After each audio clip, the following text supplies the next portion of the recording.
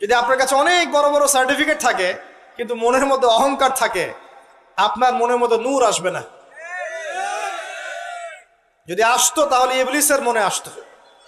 তার জ্ঞানের কোনো কমতি ছিল না, ওয়াস্তাকবার, সে অহংকার করেছিল। আর অহংকার কাকে বলে?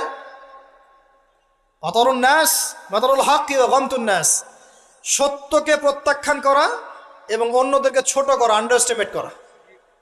আর আমাদের সংস্কৃতি এখন হচ্ছে অন্যকে আন্ডারএস্টিমেট করা। আমাদের চরিত্রই হয়ে গেছে এমন, গীবত, তোহমত, অপবাদ, সমালোচনা, কাদা ছোড়াছড়ি, চুল ছেঁড়াছেড়ি, এগুলোই সংস্কৃতি। যতক্ষণ আমরা এই কাজগুলো করতে থাকি ততক্ষণ ওই যে ইসরায়েল, সে আরো 10টা মিসাইল বানিয়ে ফেলে। এই জন্যই বলি যে আমরা মাঝে মাঝে জিলাপি খাই, খোরমা খাই, আর তারা তাদের কাজের দিকে এগিয়ে